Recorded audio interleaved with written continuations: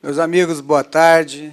Dando continuidade ao nosso ciclo de debates dos sindicatos de engenheiros, eleições 2014, a engenharia, o Estado e o país. Hoje nós temos o prazer, a honra de receber na nossa entidade o Wagner, candidato a governo pelo Partido Comunista Brasileiro. É uma honra para nós, gostaríamos de contar com você na nossa mesa, por favor.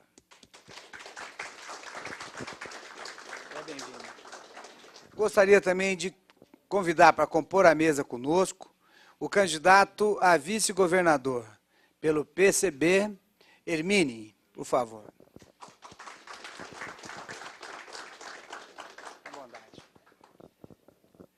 Eu gostaria de, primeiro, agradecer muito a delicadeza de estar aqui conosco, dizer que, para nós, é uma honra, a importância que o nosso sindicato dá à discussão, ao debate com os candidatos, é muito grande. Nós entendemos que só dessa forma nós podemos utilizar, exercitar a democracia e ter a presença de vocês aqui conosco é para a gente um exercício total dessa democracia e desejamos a vocês super sorte e que tenha aí um governo especial para todos nós, paulistas e brasileiros. Com a palavra, doutor Wagner. Bem, boa noite a todas e todos. Antes de mais nada, é um prazer imenso estar aqui nessa casa, uma casa que organiza um conjunto muito importante da classe trabalhadora, é um setor estratégico, diga-se de passagem, e que vai meio que na contramão do que a gente tem visto no atual processo eleitoral. Pelo menos no decorrer dos últimos períodos, a gente tem visto que as eleições têm sido cada vez mais restritivas, né? A gente comentava ainda há pouco com os companheiros de diretores do sindicato que quase você começa a perceber que as pesquisas substituem o processo eleitoral. Uma vez que é baseado nas pesquisas que você possibilita que as propostas sejam discutidas, debatidas e expostas em uma medida desproporcional em relação àquilo que a Constituição própria prevê, que é o princípio da isonomia, do equilíbrio nos processos eleitorais. Então, a gente saúda muito esse sindicato, essa nobre instituição, por essa iniciativa que é proporcional em todos aqueles que têm sido convidados e que isto sim é permitir, de fato, que o debate possa ser realizado de forma programática, sincera e o mais aberta possível. Então, agradeço a todas e todos por esse convite, em nome da diretoria do sindicato. Em relação à nossa proposta, o primeiro objetivo da nossa campanha, nós do Partido Comunista Brasileiro, é trazer ao debate algumas questões que para nós são muito importantes, seriam, por assim dizer, questões estratégicas. Ouvindo a exposição dos nossos adversários, a gente percebe que existe um consenso de fundo sobre um determinado modelo societário, um modelo econômico, um modelo de representação política, que há um acordo na maioria absoluta entre eles, trazendo o debate eleitoral apenas numa perspectiva da discussão da gestão, da parte técnica, aquele que é mais ou menos eficiente em relação ao outro, sem discutir aquilo que para nós tem sido os elementos de fundo. Para nós do PCB e a nossa candidatura ao governo do Estado e as demais candidaturas, nós achamos que é necessário discutir algumas questões que são de fundo e que têm um impacto direto sobre a vida das pessoas, sobre a prestação dos serviços do Estado em relação à sociedade, e que não vão aparecer nesse debate a não ser pontualmente nos espaços que nós ou alguns outros candidatos daquilo que a gente chama do campo de esquerda estaremos colocando. O primeiro deles é a necessidade de desmercantilização da vida. Os mais de 20 anos de gestão do PSDB em São Paulo aprofundou um modelo econômico, um modelo político, que é pela perspectiva da redução do papel do Estado, tanto na economia, quanto na esfera, inclusive, política, né? A redução desse Estado se dá por meio não somente dos processos de privatização, daquilo que seriam instituições, estruturas ligadas ao Estado, para garantir o bem-estar da sociedade, como também através de processos de precarização diversos, seja com parcerias público-privadas, seja por meio dos contratos com as chamadas organizações sociais, como no caso específico da saúde.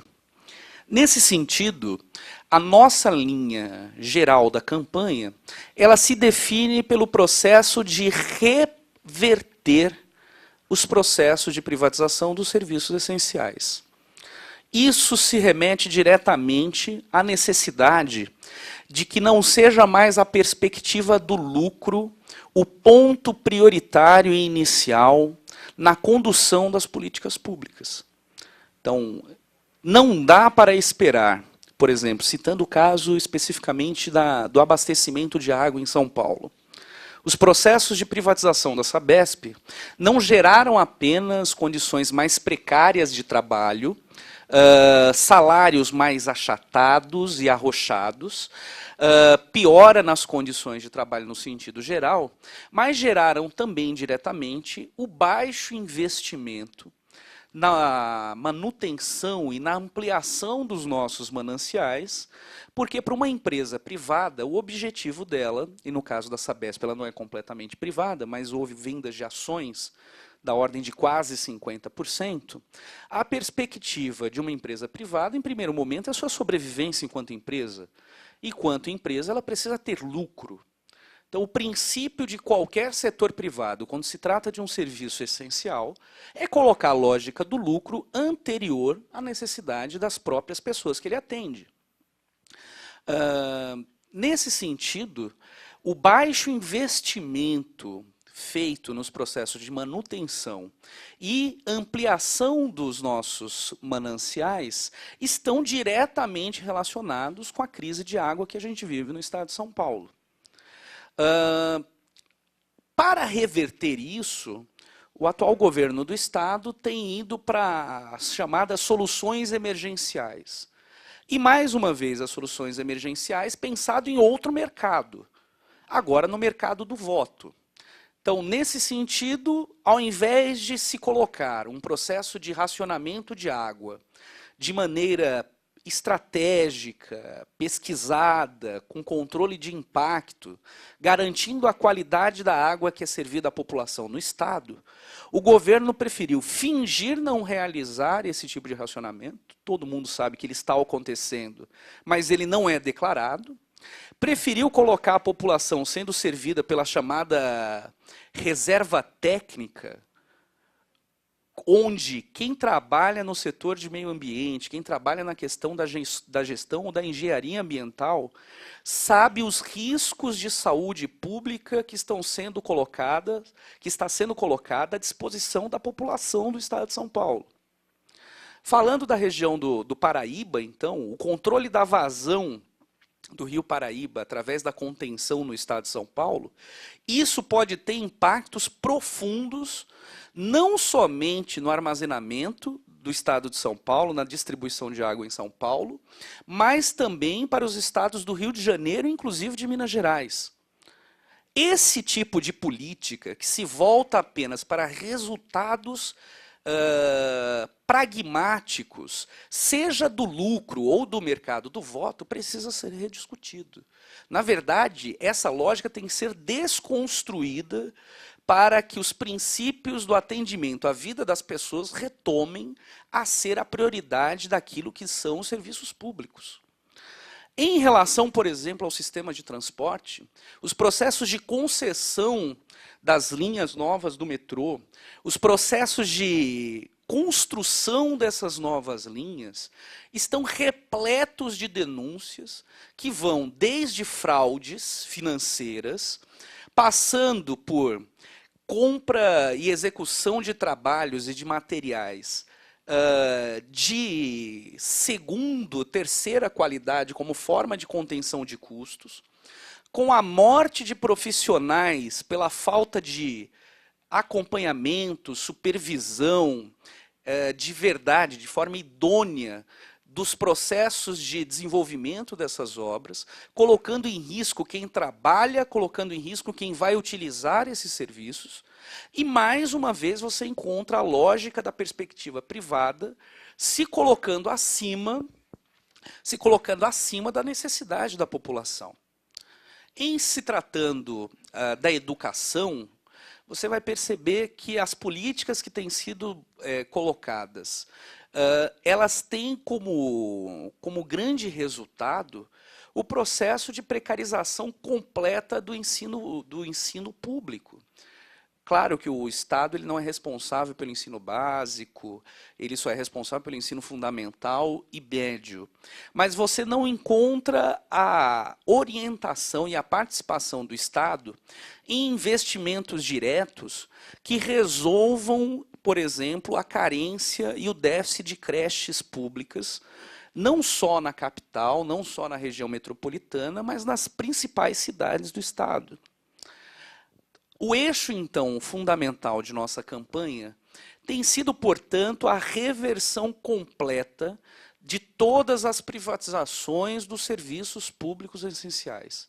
É necessário retomar sob o controle do Estado não só a gestão, a supervisão e a execução desses serviços, mas para que não se recaia naquele discurso que geralmente o liberal clássico, o neoliberal fala, não, o Estado é um elefante branco e que, portanto, não é ágil, não é eficaz para tomar as devidas ações em tempo.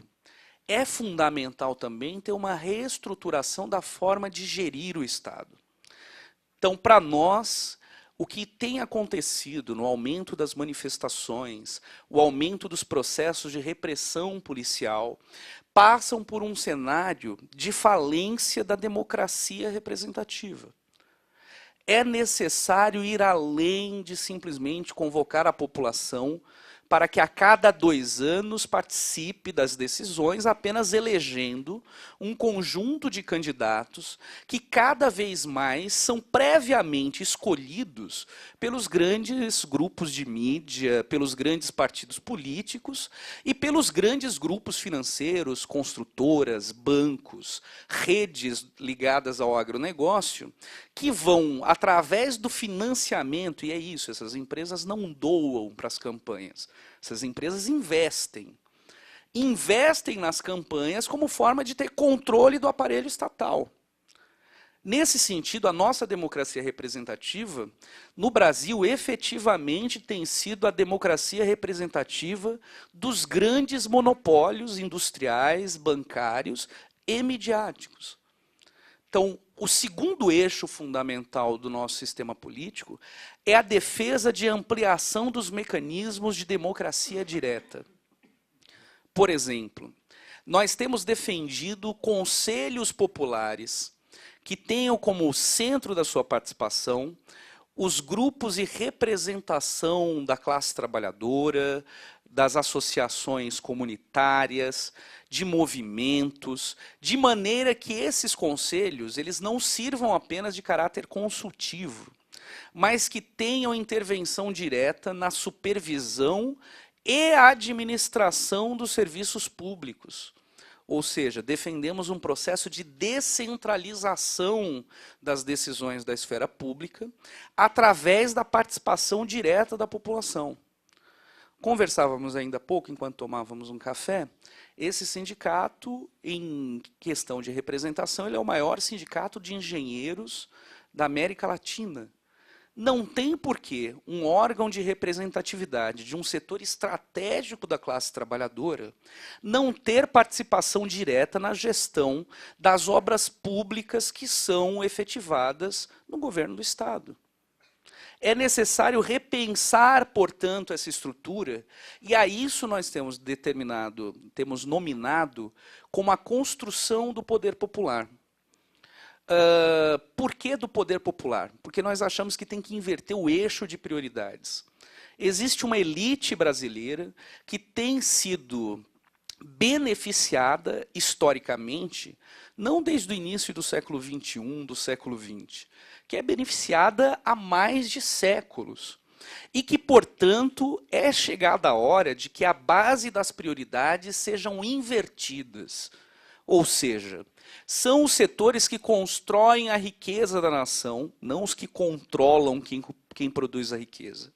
Aqueles que, de fato, produzem tudo aquilo que é necessário à satisfação da vida humana, ou seja, o conjunto daqueles trabalhadores que dão sua vida para produzir os elementos fundamentais para a sociedade, que deve estar no centro privilegiado da tomada de decisão. E isso não tem como ser feito mantido o mesmo método de condução política. A cada 2 anos, a cada 4 anos, nós vamos fazer um concurso para ver aquele que demonstra ser o mais iluminado, o maior conhecedor técnico dos trâmites burocráticos do atual aparelho estatal hiperburocratizado, deformado e a serviço dos interesses dos ricos e do interesse das elites. Então, o que nós temos como eixo fundamental de nossa campanha é que em cada um dos elementos da atuação política do Estado, o interesse do povo, da classe trabalhadora, dos assalariados, das populações marginalizadas, venham antes dos interesses dos grandes grupos. Poderia falar de vários outros aspectos agora, mas até para beneficiar o debate, eu acho que seria um momento interessante a gente abrir para ver se dialoga de acordo com as questões que possam vir da plenária. Eu acho que inicialmente é isso.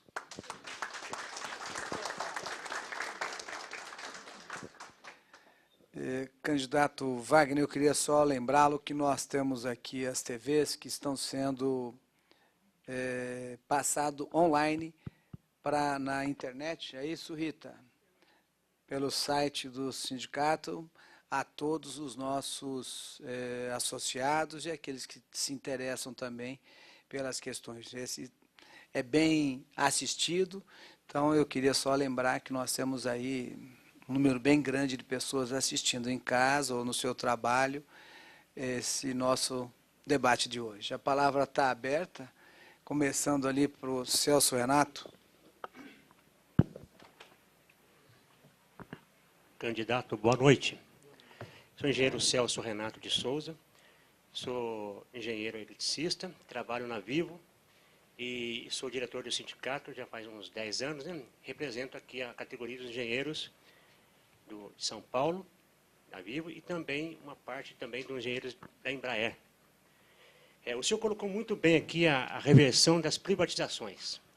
Como o engenheiro Murilo já havia comentado, nós somos contra em todo o âmbito, tanto da Sabesp, a mista, né, a telefônica, as energéticas e outras que tem por aí.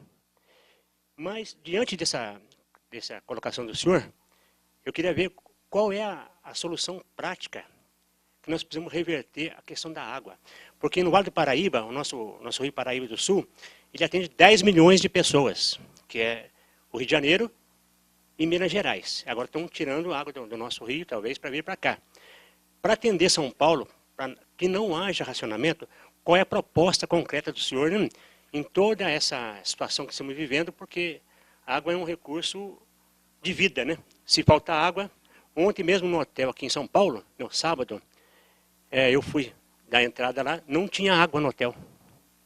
Então, ou é racionamento ou uma coisa parecida, né? Então, eu queria ver com o senhor qual é a proposta concreta para que nós não passemos isso no futuro, para a gente poder ter um horizonte melhor. Muito obrigado pela atenção.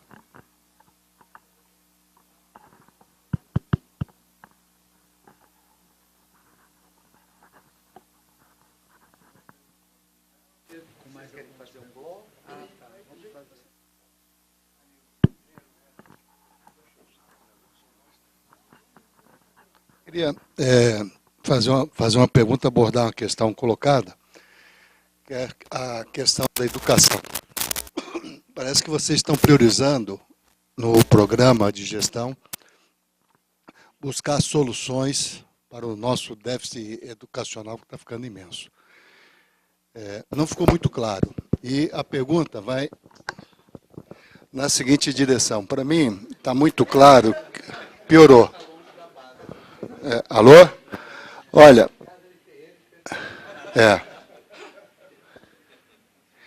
eu acho a questão da educação um dos piores, um dos problemas mais difíceis que a gente tem para lidar daqui para frente. Tá? Talvez insuperável, na minha visão particular. E insuperável pelo seguinte, o sistema produtivo até a década de 50, talvez década de 40, fatalmente a partir da década de 70, cada vez aprendeu que cada vez mais vai precisar de menos gente envolvida no processo de produzir bens e serviços para qualquer coisa, para reproduzir riqueza e acumular. Então, todo o esforço que a gente teve no século passado, no século retrasado, de educar a pessoa, formar a pessoa, vinha dentro de uma ótica da construção da sociedade industrial. A sociedade industrial sabe muito bem disso. Uma retirada brutal das pessoas do campo, forçada inclusive, para vir para a cidade, para criar um exército de reserva de mão de obra e educar pessoas para produzir alguma coisa dentro desse sistema industrial. Na medida em que se criou uma lógica no processo, né, e cada vez mais de que você vai cada vez mais produzir bens e serviços a partir de máquinas e equipamentos, prescindindo da força bruta e intelectual do ser humano. Falar nisso, hoje eu vi na Folha, inclusive, lembrei, eu acho que é pertinente, um hotel nos Estados Unidos que criou um robozinho, tipo aquele R2 do Jornada nas Esteiras, aqueles negócios todos, que é o mensageiro, é o courrier do hotel, que leva o barbeador, leva o jornal programado para entregar. Então, esse pessoal rapidamente vai estar fora do mercado também. Em banco, você tem uma exclusão, uma eliminação de postos de trabalho brutal e irreversível, cada vez mais. Com esses equipamentos de você põe o cartão e saca essas maquininhas automáticas, telefone, internet, vai para aí afora. E esse sistema vai se estender por tudo quanto é quanto. E agora, com essa novidade das maquininhas 3D que estão sendo inventadas, por enquanto ainda em escala de pequena produção, mas rapidamente dá para enxergar que elas vão ser utilizadas para produção industrial, se não de tudo, de muitas coisas. Quer dizer, a exclusão do ser humano, de nós, cada vez mais do processo produtivo, tende a ser cada vez mais brutal e irreversível. Né? A não ser que se faça uma revolução, destrua todas as máquinas, se volte a recomeçar a construção dessa sociedade, que pode acontecer num futuro aí talvez distante, e por enquanto não é realístico. De qualquer forma, o que eu coloco é o seguinte, essa lógica faz com que cada vez mais se dê muito pouca importância à educação, no país e no mundo. Então, como é que a gente vai conseguir reverter, lutar contra essa lógica, se a lógica de todo o sistema de produção ela está voltada para não se preocupar mais com a qualificação das pessoas? Essa é a lógica instalada no sistema produtivo.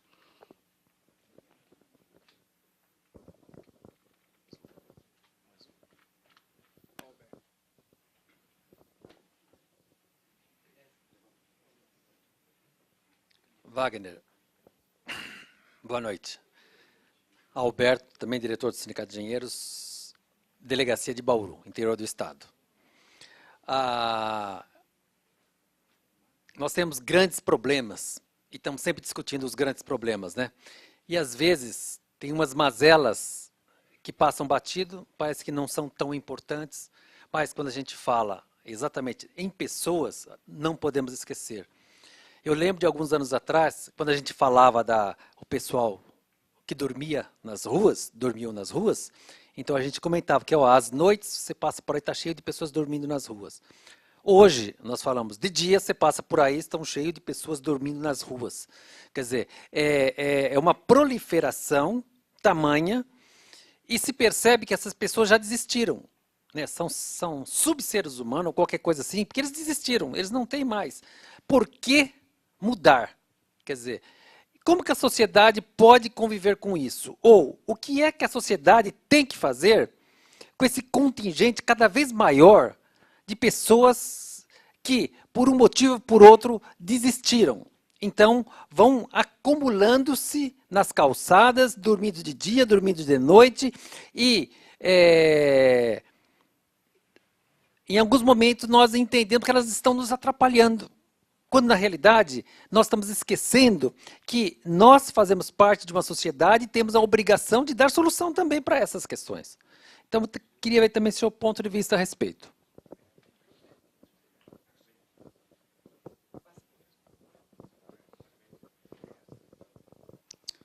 Olha, geralmente no período eleitoral é muito raro a gente discutir questões tão de fundo assim, então fico muito feliz de a gente poder sair um pouco do comércio do voto e falar especificamente até dos problemas da humanidade. O Celso Renato falou sobre essa questão do racionamento de água, né? Olha, em primeiro lugar, as coisas têm que ser tratadas, e é isso que a gente acredita que é fazer política. O Gramsci falava que existe a grande política e a pequena política. Grande política são aquelas que determinam as relações sociais, como as pessoas produzem a sua existência. E a pequena política é aquilo que a gente tem comumente visto na TV, que é a disputa através apenas do interesse particular de como que um grupo se supera em relação a outro grupo num processo de competição, né, onde a soma dos egoísmos claramente não gera o bem comum. Muito pelo contrário, gera grupos que se sobrepõem a outros. Em relação, então, a isso, a política deve ser o campo da sinceridade. Hoje nós temos um problema de fato. Não há água suficiente para abastecer a população e a indústria. O que tem que fazer? Até que se prove o contrário, tem que ser feito um racionamento. Tem que ser feito um racionamento. Então, para evitar que esgote ou destrua, como está acontecendo com o sistema Cantareira, ir para além da reserva técnica pode causar impactos ecológicos que vão durar décadas para serem recuperados. Se tivesse sido feito o racionamento, seria uma forma de mediação para que pudesse se complementar com outras ações. É fundamental investimentos imediatos na recuperação dos mananciais, na ampliação deles, na remoção de pessoas que hoje moram nas margens dos mananciais, em áreas de proteção permanente. Agora, não remover para jogar na rua. Se as pessoas se instalaram lá e hoje moram lá, seja por necessidade ou deficiência de supervisão do Estado, é fundamental que essas pessoas sejam transferidas para morar em regiões e em condições similares, pelo menos, onde elas estão morando hoje. Então é necessário ter investimentos diretos e, óbvio, tem que se ter estudo sério, sem preocupação com eleição. Tem que se chamar os setores técnicos para que possam realizar um plano de curto, médio e longo prazo, a fim da gente resolver o problema do atendimento de água no estado de São Paulo. O resto é peça publicitária. Então, assim, é se preocupar se a água vai durar até o dia 5 de outubro. E isso acreditando que ganha no primeiro turno, né?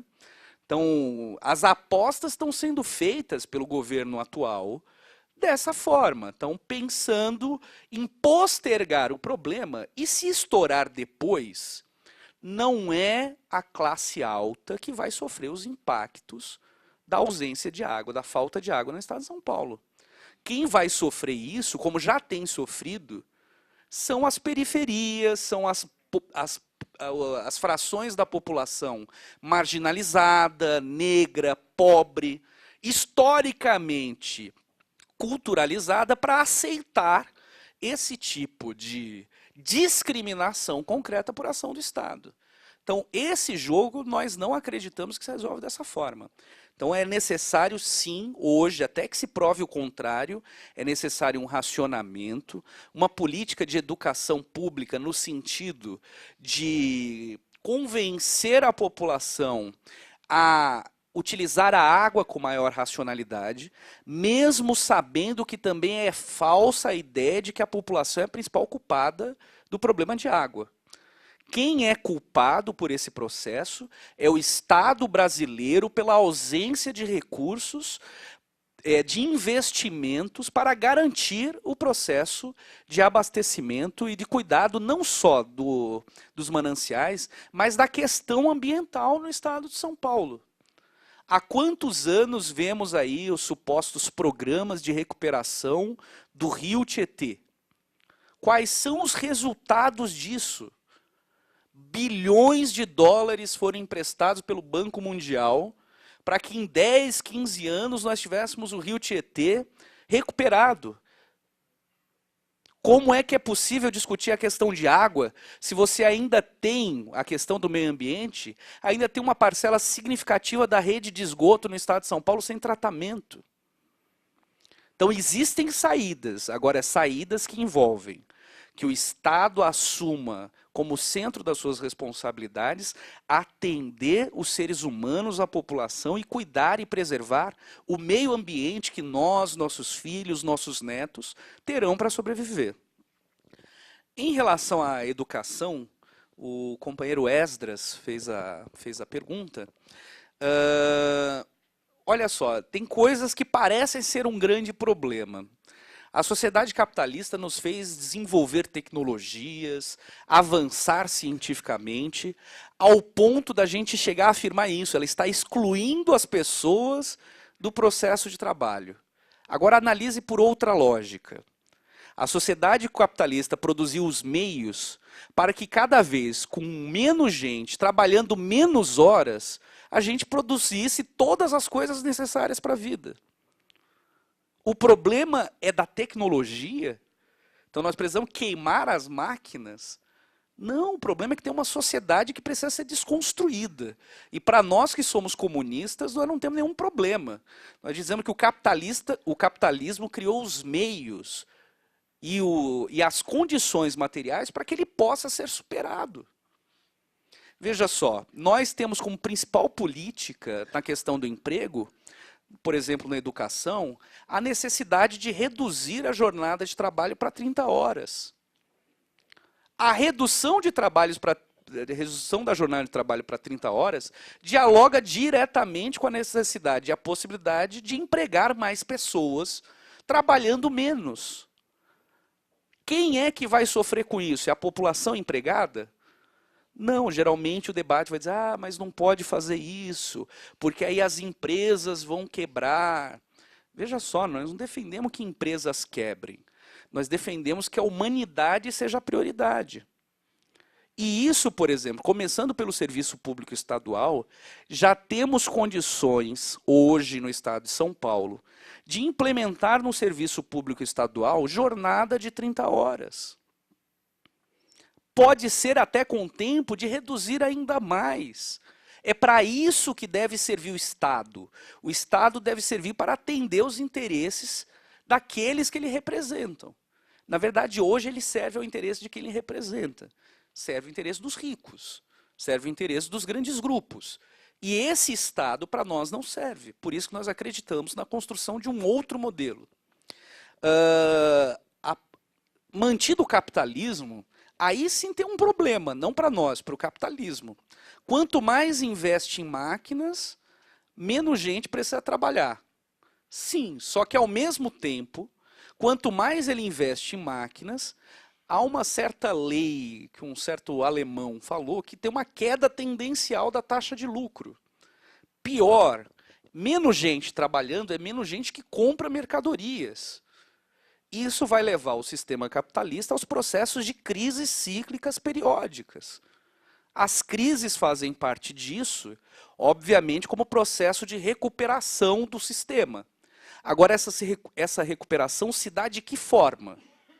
Se dá queimando forças produtivas, se dá fechando empresas, se dá demitindo pessoas. De tempos em tempos, o capitalismo precisa entrar em processos, digamos assim, de reciclagem. E essa reciclagem dele, geralmente quem paga é a classe trabalhadora, são os setores mais pobres. Então é assim, na hora em que o capitalismo está em crescimento, os lucros são privados. A empresa não divide lucro com ninguém. O Banco Itaú não dividiu e nem dividirá seus lucros nos períodos de crescimento. Agora, quando ele entra em crise, aí o prejuízo é socializado. Eles nos acusam de ser socialistas. Nós somos socialistas não só dos prejuízos, dos lucros, porque dos prejuízos são eles. Então, quando a economia entra em crise, é a sociedade que paga a crise através dos investimentos diretos feitos pelo Estado e pelos cortes de postos de trabalho, de empregos, como, por exemplo, foi feito lá em São José dos Campos recentemente, com o fechamento de uma planta de produção, depois de anos e anos recebendo subsídios, isenções fiscais, um conjunto de trabalhadores e trabalhadoras ficaram à mercê de saber como que vão sobreviver a partir de então. Então, essa lógica nós discordamos veementemente. E essa crise do capitalismo, para nós, aponta para uma solução. Nós já temos condições de começar a discutir a possibilidade de uma sociedade em que os seres humanos possam trabalhar menos, com menor intensidade, bastando resolver um problema.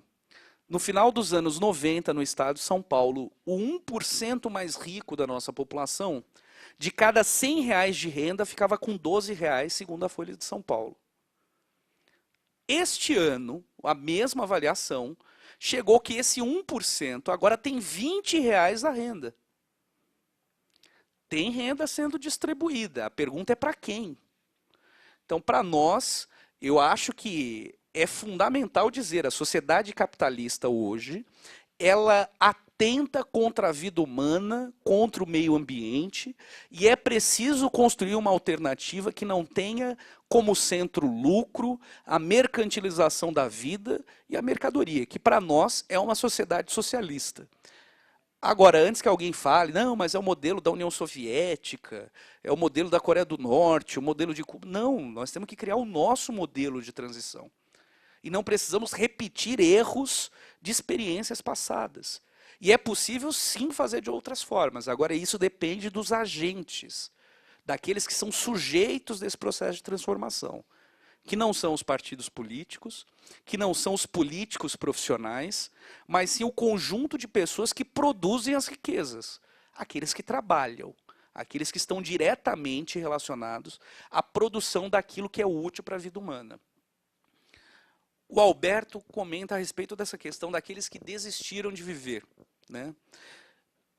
Ou uma parcela da população que vai sendo excluída do mercado de trabalho, vai sendo excluída do consumo, inclusive, né? Ela vai vivendo de migalhas que são depositadas ou pelas pessoas comuns, ou através de certas políticas que são chamadas de política de redistribuição de renda.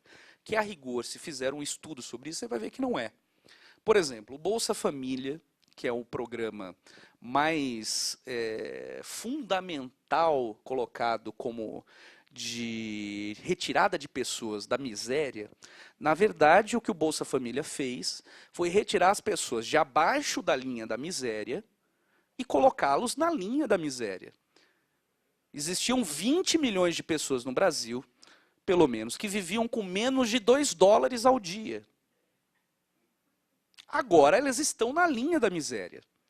Agora estão na linha da miséria, para elas melhorou a condição de vida? Sim, é óbvio, e nenhum de nós tem nada contra que uma pessoa que estava abaixo da linha da miséria agora pelo menos consiga comer. Nenhum problema quanto a isso. O problema é o seguinte, se a outra ponta continuou concentrando mais do que nunca no desenvolvimento econômico do Brasil, de onde veio esse dinheiro, que não foi do espetacular crescimento que nós tivemos, ele veio do achatamento dos setores médios, da política de arroxo salarial dos setores produtivos da classe trabalhadora e do serviço público.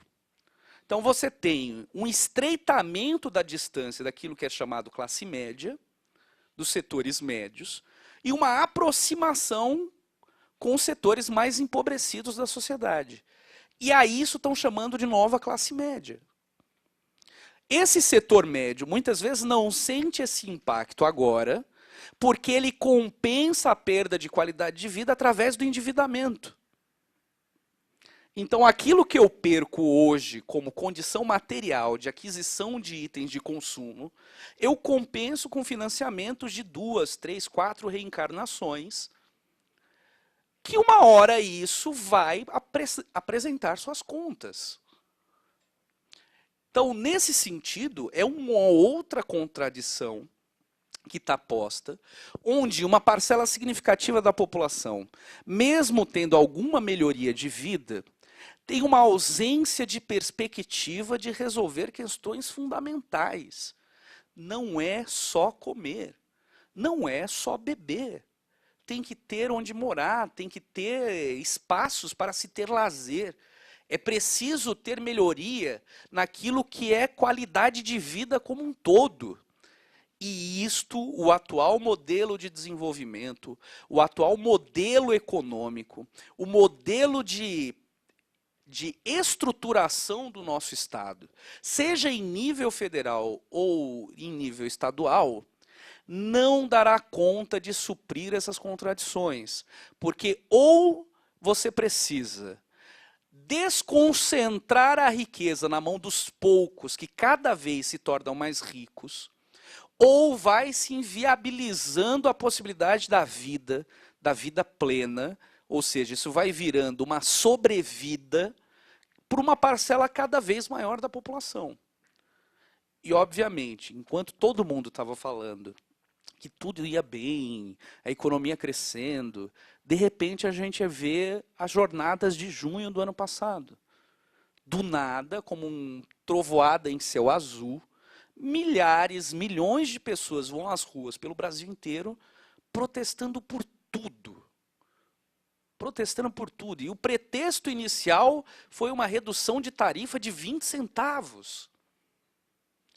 Ou não é tudo tão bonito como estão se dizendo, ou, na verdade, você tem um conjunto de contradições, que mesmo aparentemente invisíveis, porque não existe coberturas jornalísticas, não tem acompanhamento dessas contradições, onde elas de fato são mais gritantes, que é fora dos grandes centros urbanos, estão se intensificando. E, ao se intensificarem, o que aumenta é a possibilidade cada vez maior do conflito social, o que envolve, por exemplo, o elemento da criminalidade, o que envolve o problema da baixa qualidade dos serviços públicos mais simples, mais básicos, essenciais, que vão da UBS a passando como a forma que os trabalhadores são tratados no transporte público. Então, acho que nesse sentido, para resolver isso, é uma outra perspectiva de sociedade. Agora, não como uma utopia, é como a gente consegue traçar um rumo, um caminho, onde esse processo de desmercantilização da vida, onde esse processo de não favorecimento aos favorecidos, para favorecer os desfavorecidos, se apresente como elemento concreto. E aí, para nós, isso não tem como ser feito através da centralização ou de algum messias político salvador. É necessário a participação direta da população nisso. Quanto mais se centraliza os processos de decisão, mais riscos e menos amplos eles se tornam na análise dos problemas. É fundamental exercitar e criarmos uma cultura, e obviamente se inicia a partir do debate disso, de ampliação dos canais de decisão e gestão.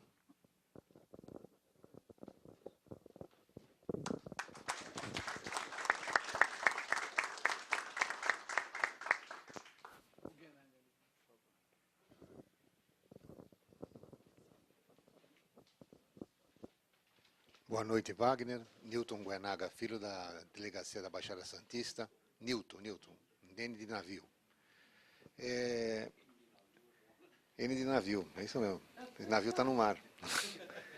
Bom, é o seguinte, existe na Baixada Santista o movimento dos aposentados e pensionistas da Baixada Santista. E os sindicatos de engenheiros participam na minha pessoa, junto com o colega Walter, também no encaminhamento das questões. O que eu queria fazer de pergunta para você é o seguinte. Uma das bandeiras do movimento dos aposentados e pensionistas é a recomposição das perdas dos seus benefícios. Eu queria saber se você concorda com esse tipo de trabalho e o que você estará fazendo a partir do dia 30 de setembro, na qual vai ser apresentado o programa o orçamento da União para 2015, que mobilização você estará fazendo para as emendas relativas a isso. Bom, outra pergunta é a seguinte. Você falou de estatização de serviços. Quais seriam e que modo você faria isso? E a terceira pergunta seria a seguinte. Sentado na cadeira de governador no dia 1º de janeiro de 2015, qual seria o seu primeiro ato? Muito obrigado.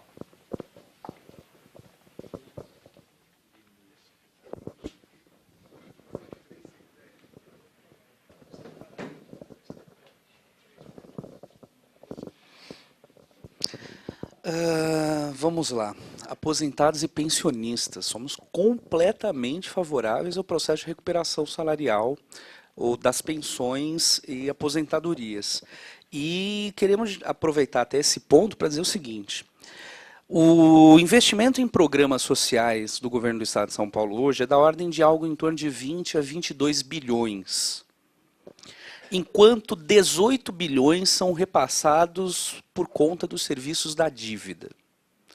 Uma dívida que, diga-se de passagem, nunca passou por um processo de auditoria para se comprovar suas origens e responsabilidades e, inclusive, se saber o quanto, de fato, dessa dívida já foi paga. Nós temos acompanhado um debate que o pessoal da Auditoria Cidadã da Dívida tem feito, e nós temos a convicção que a dívida pública, não só do Estado de São Paulo, como federal, ela já foi paga várias vezes. Existe um processo de agiotagem que mantém como forma de sangria, não só do governo federal, como dos governos estaduais. E é interessante perceber o seguinte, quando o BNDES empresta a um grande grupo, ele empresta a juros praticamente zero. A Constituição Federal fala que o Estado não pode praticar agiotagem contra entes da União. Mas, como as dívidas estatuais foram compradas pela União, não somente a reposição da inflação é feita a respeito desses valores de parcela. Existe um valor indexador, existe uma variação de juros que é praticada diretamente pela União. Então você tem vários processos altamente contestáveis em realização à continuidade do pagamento dessa dívida pública. Então nós temos falado em ampliação de postos de trabalho no serviço público, de recuperação salarial. Então, por exemplo, nós defendemos que nenhum funcionário público no Estado de São Paulo ganhe menos que o mínimo estabelecido pelo DIEESE. Isso nenhum, estamos falando do nível mais básico. E que é necessário você ter um projeto e um plano de carreira que contemple todas as categorias do serviço público, conforme se deve prezar pelo tempo de estudo, condições de trabalho, melhoria na qualificação profissional. Então a gente atrela essa política salarial que não deve ser apenas para os efetivos, mas também para todos aqueles que já fizeram isso, né? Então, quando se fala sempre de previdência, fala-se de um rombo, e que, na verdade, isso é falso. O que há é uma mudança de tratamento em relação à previdência. A previdência era um direito, e aí vão transformando isso num serviço, numa mercadoria. Tem várias fontes de receita, porém eles só contabilizam para as que deveriam existir para os processos ligados ao processo de aposentadoria, tanto em nível federal quanto estadual, mas eles querem contabilizar apenas como receita as contribuições dos ativos.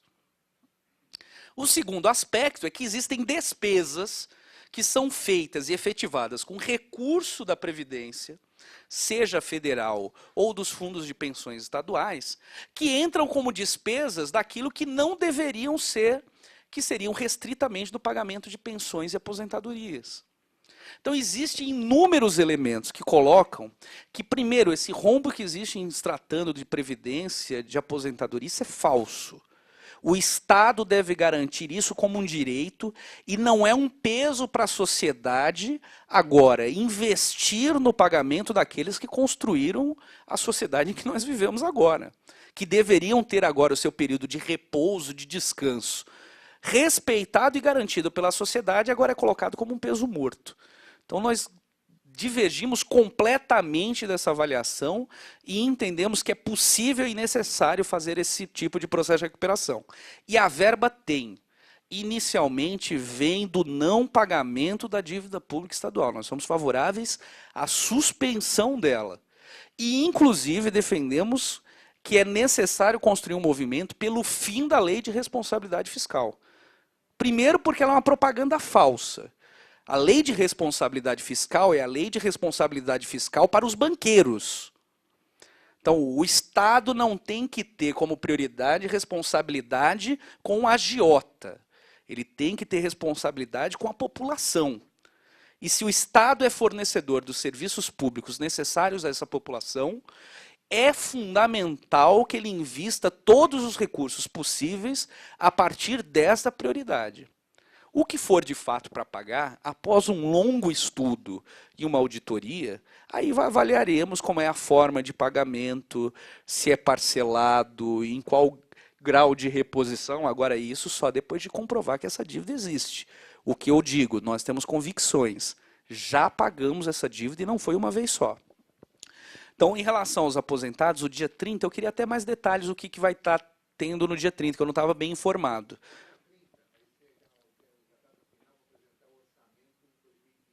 Uhum.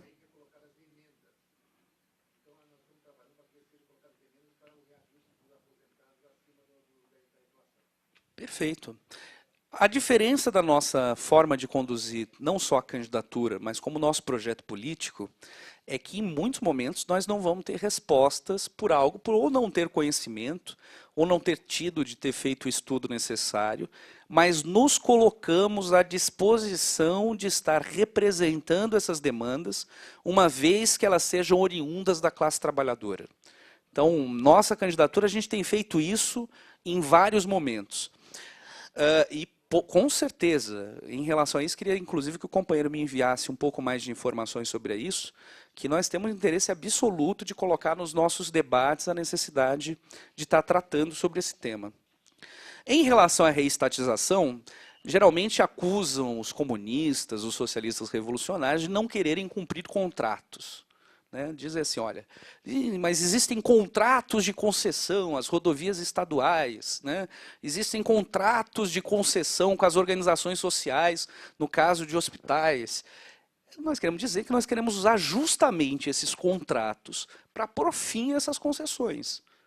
Quais são os deveres que eles deveriam cumprir em cada uma dessas concessões? Estão cumprindo? Se não estão cumprindo, é por respeitar os contratos que nós vamos reestatizar esse serviço. Os hospitais hoje públicos, por exemplo, que foram construídos com verbas públicas, que são mantidos e sustentados por verbas públicas, mas que hoje funcionam com o sistema dupla porta. Então, de um lado você tem o céu, do outro o inferno. A entrada do plano de saúde, do particular, e a entrada do SUS. Várias chamadas organizações sociais, organizações filantrópicas, estão na gestão desses hospitais. Direto você fica sabendo de que há falta de verbas e recursos, e mais uma vez Santa Casa de não sei aonde está fechando, Santa Casa de não sei onde, que lugar também está fechando. Por um processo de auditoria, é muito provável achar inúmeros problemas de fraudes e de gestão, se utilizando de recursos públicos para fins privados. Se constatado isso, por respeito aos contratos, eu tenho que fazer o quê? Reestatizar o hospital. Eu sei que, por exemplo, para as ordens que cuidam, por exemplo, da Casa de Saúde Santa Marcelina, Santa Casa, eu sei que há um sofrimento muito grande de gerir esses processos. Por isso a gente alivia esse sofrimento deles, retoma ao Estado, e eles podem viver fazendo outras coisas de interesse, inclusive religioso, mas não mais com fundos públicos. Em relação, por exemplo, a hospitais particulares hoje, que estão em estruturas que foram produzidas por verbas públicas, mas que dão atendimento privado apenas. Se é para respeitar contratos, então algo que foi construído por verba pública tem que ter atendimento público. Se não faz isso, nós vamos ser obrigados a retomar o patrimônio. Ou eles podem pagar um aluguel justo para o Estado, e o Estado, com esse recurso, pode produzir novos hospitais. O que não dá é para o Estado financiar as coisas e, na hora que ela está pronta para produzir mercadorias e gerar lucro, entrega para a iniciativa privada.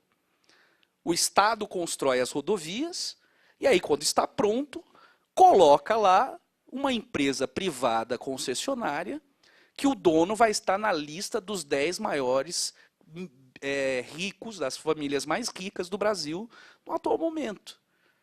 Isso sim é não respeitar contratos. Então, nesse sentido, onde tem verba pública com o serviço privado, auditoria imediata para saber se os contratos estão cumpridos. Se não estão, o que não está é retomar imediatamente.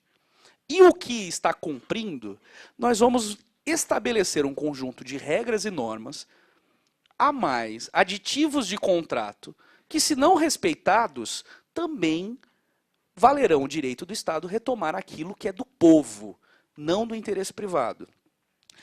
Quais primeiras medidas, né, fazer no dia 1º de outubro, no dia 1º de janeiro?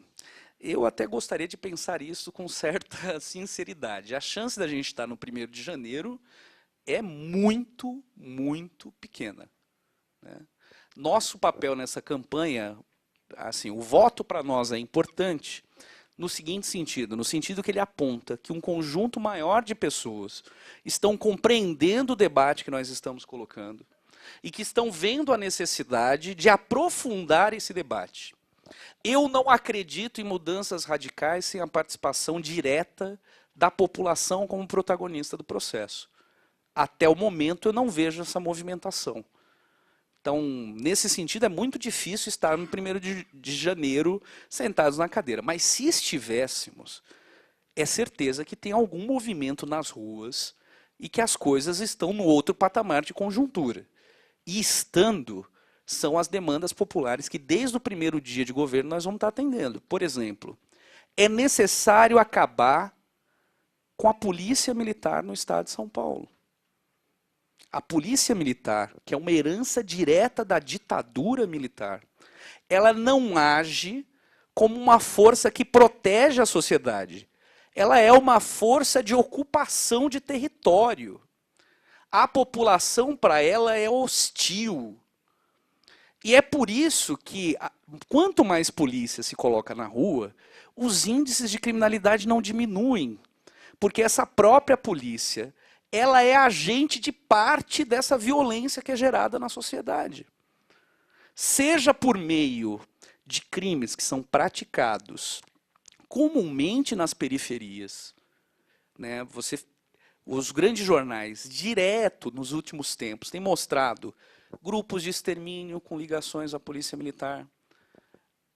Foi citado pela mídia, pela imprensa, processos de roubos de caixa de banco com ligações com gente da polícia militar. Violência policial em manifestações. Quebras de direitos constitucionais.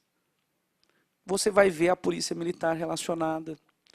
É necessário ter uma outra estrutura de segurança.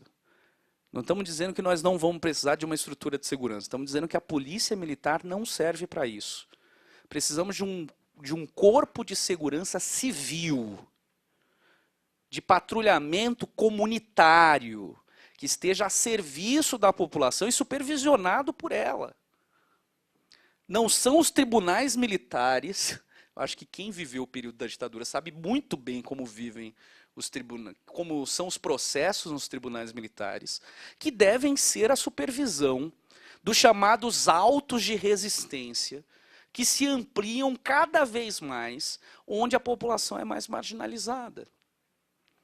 Então, assim, a formação militar não é adequada para garantir a segurança das pessoas dentro de uma nação.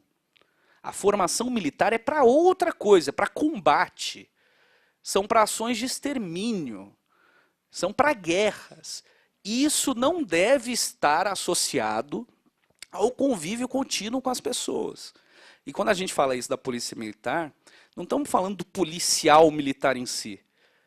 A violência que o policial militar executa é uma violência que ele mesmo ele geralmente sofreu no seu processo de formação. O primeiro violentado dentro da corporação é o policial militar. A estrutura militar não permite que eles se associem, não permitem que eles reivindiquem direitos, não permite que eles participem da política. É uma estrutura hostil aos anseios sociais e democráticos, e por isso ela tem que ser substituída por uma outra forma de organização da segurança. Outro aspecto que precisa ser feito, desde do início de um mandato, de fato que tenha como interesse, como objetivo atender os interesses da população, é a reversão das privatizações com a suspensão do pagamento da dívida pública. E fazer um movimento de pressão, porque, obviamente, quem quebrar hoje a lei de responsabilidade fiscal, os banqueiros já garantiram que é rapidamente deposto, né, existem processos de impeachment, por isso que não existe possibilidade disso acontecer sem pressão popular. E aí tem uma série de outras coisas que vão precisar ser feitas, como a criação dos conselhos pelo poder popular, que é a participação organizada dos trabalhadores e do povo na gestão e administração de cada um dos serviços. Diminuir radicalmente o número de cargos comissionados. Você ter um secretariado que seja indicado, isso é compreensível. Que você tenha alguma assessoria de secretários e de parlamentares comissionados, é compreensível. O que não é compreensível é para além disto. Como é que o diretor de escola pode ser alguém que é indicado pelo governador? Como é que o reitor da universidade, tem lá uma eleição de lista tríplice, e aí a comunidade universitária, que deveria ter autonomia, elege o primeiro, elege o segundo, e fica um terceiro. E esse terceiro o governador coloca na cadeira de reitor. Tem algo muito errado nisso, que é o quê? Que é o interesse politiqueiro, o interesse da pequena política de manter controle e certos currais eleitorais prevalecerem ante a decisão da população, ante o desejo das pessoas, ante aquilo que seja as decisões daqueles que estão acompanhando, de fato, como se realiza e se executa esse serviço. Então, os conselhos pelo poder popular, para nós, é um elemento não só de transformação da estrutura do Estado, mas de sustentação das mudanças necessárias que precisam ser tomadas. Porque, em muitos momentos, o povo vai ter que ir para a rua, porque se não for para a rua, existem instituições altamente reacionárias e conservadoras que vão se utilizar de todos os meios para desestabilizar um governo assim. E aí, sem o povo, não dá para realizar isso. Muito bem.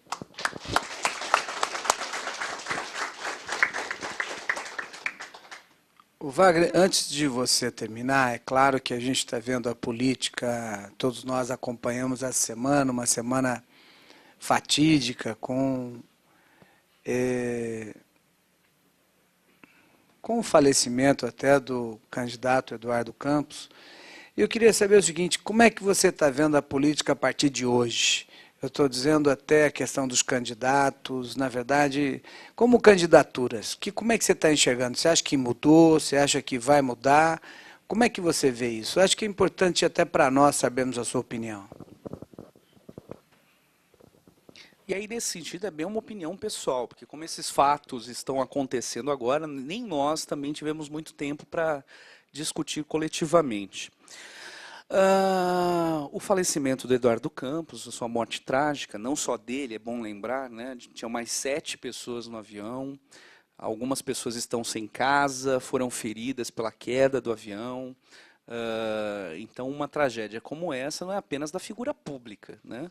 É uma tragédia que envolve um conjunto de pessoas que estão em torno e que, nesse momento, estão sofrendo pela ausência dos seus parentes ou pela perda de condições de vida. Então, uma morte trágica, lamentamos profundamente. Mas, com certeza, no cenário político, você percebe que houve... o cenário, pelo menos, da eleição presidencial, e pode ter impacto nos estados, está embaralhado, né? Embaralhado porque é um fator que divide as frações da elite brasileira. Então, assim, você percebe que, por exemplo, quando a Dilma cai nas pesquisas, a Bolsa de Valores sobe, né? Quando ela sobe, a Bolsa de Valores cai. O que significa que os ricos no Brasil não querem a Dilma? Não, isso significa que tem setores, tem frações da elite, principalmente ligadas ao setor especulativo, que tem mais interesse em desentravar suas perspectivas de lucro com um governo que defende o seguinte, né? Então, por exemplo, a divisão entre o governo do PT e do PSDB, o modelo, o projeto político, hoje é muito pequena. Programaticamente, você acha pouquíssimas nuances de diferença. Ambos defendem uma economia de mercado. Ambos defendem que o mercado deve ter preponderância na geração do crescimento, na política de emprego, nos serviços sociais, etc. A diferença é que o PSDB quer menos Estado para garantir a política de mercado e o PT quer mais Estado para garantir a política de mercado. Nisso, as frações de elite têm suas divergências em relação àquilo que é mais interessante. Então, por exemplo, os setores produtores de commodities estão muito bem obrigados sob gestão do PT. Então, você pega um grupo como a Friboi, que há 10 anos atrás era um açougue na região sul, no Paraná, hoje é um dos 5 maiores grupos brasileiros, financiado e beneficiado diretamente por subsídios, por empréstimos do BNDES. Então, você pega outros, não por acaso vão estar também doando as candidaturas do PT. Se você pegar, então, nesse sentido, você vai ver que certas frações da elite têm mais interesses em uma candidatura que em outra, mas não significa que não estejam representadas por elas. A candidatura da Marina embaralha o jogo por quê? Porque existe um setor dessa fração de elite que, por mais que tenha como PT um representante extremamente eficaz, porque ele consegue, ao mesmo tempo, realizar as políticas de austeridade fiscal, ele consegue fazer que 42% do orçamento federal seja retido como superávit para pagamento dos serviços da dívida. Ele, ao mesmo tempo, tem um diálogo e controle sobre os movimentos sociais organizados, os principais do último período. Então, vários movimentos, por dependências de sobrevivência, inclusive, às vezes até por formas de financiamento estatal, ou por políticas específicas de compensação de renda, estão atrelados à figura e ao símbolo do PT, portanto, controlando sua ação na manifestação ou naquilo que a gente pode chamar de instabilização dos interesses do capital. Então, existe um setor que está muito bem obrigado nesse sentido, porque o PT garante estabilidade social através de um projeto de colaboração de classe, onde ele age apassivando os movimentos sociais, contendo sua ação de reivindicação e garante os lucros. No entanto, existe um setor, que é o setor mais ligado ao capital financeiro da sua fração mais especulativa, que aí o investimento em setores industriais é, digamos assim, uma depreciação das suas possibilidades de lucros voláteis. E que, obviamente, poderiam estar melhor representados com um governo de característica mais neoliberal. Nesse sentido, com a candidatura da Marina, surge uma possibilidade de ter um governo que não tem sustentação social e não tem sustentação parlamentar. A Marina sai por um partido que não é o partido dela. O dela ela não conseguiu fundar. Segundo, se é difícil governar nesse chamado presidencialismo de coalizão, ou seja, onde você garante maiorias por meio de, tentar utilizar um termo generoso, por termos de negócios, digamos assim, um tanto quanto pragmáticos, né? Como trocas de verbas públicas, indicações em segundo, terceiro escalão, essas coisas que todo mundo já sabe. Imagina para Dilma, para o Lula, que tinha o PT como base de apoio sólida. Para governar foi difícil para montar essa coalizão. Imagina para alguém que o próprio partido não é da sua base de sustentação. Por isso que ela vai assumir a candidatura com um acordo fechado de que é obrigada a respeitar todos os acordos regionais do PSB nos estados. Então é uma candidatura que ela é extremamente frágil no sentido do quanto ela pode ser atencionada pelos setores do poder econômico no Brasil. Então, por mais que seja uma ex-petista, ela é uma possibilidade de governo que dialogue até com certos movimentos sociais, apesar de não ter esse histórico para além da questão dos seringueiros, e que provavelmente manteria políticas de compensação social e de controle social, mas que não teria problema algum de fazer aquilo que ela fala de jogar para os dois lados, né? Para os pobres e para os ricos. Não sou de esquerda nem de direita, sou para frente. Então, esse tipo de alternativa pode ser muito trabalhada pelos setores da elite, até pelo peso que ela pode ter em ganhar o apoio dos setores médios, né? Aquele discurso da sustentabilidade, que não se explica muito bem como é que se dá, como é que você defende a sustentabilidade sendo financiada pela Natura, como é que você defende emprego sendo financiada pelo Itaú. Então, as coisas que você não tem muito claro, ganha no sentido moral o fato dela ter sido alguém que foi analfabeta até uma certa idade, que foi alfabetizada depois nesse processo, e que é de origem pobre, e que tem um apelo religioso, um apelo cristão. Então existem vários setores médios que podem, inclusive estão se encantando há algum tempo com ela, e que cria uma alternativa ao projeto de continuidade do PT. Para nós, o que nós temos de clareza é que não dá para afirmar nada em se tratando do processo eleitoral enquanto comércio do voto ainda, porque os programas de rádio e TV não começaram. E tem um certo nível de baixaria que ainda vai rolar, que mexe muito com o senso comum médio da população, que não tem tanto acesso à informação de forma crítica. Então não dá para ter certeza das coisas. O que dá para ter certeza é que embolou. Agora, que mesmo dentro de qualquer uma das três candidaturas, nós não temos dúvidas que a metodologia, a prioridade de quem vai estar na ponta, não muda em nenhum dos três casos, né? Você vai ter mais Estado ou menos Estado para garantir a política de mercado e talvez até um discurso mais ou menos moralista em relação a certos princípios religiosos, éticos e morais, o que inclusive pode trazer sérias complicações no quanto isso pode desenvolver ainda mais sentimentos como racismo, xenofobia, a homofobia, transfobia e outras formas de discriminação.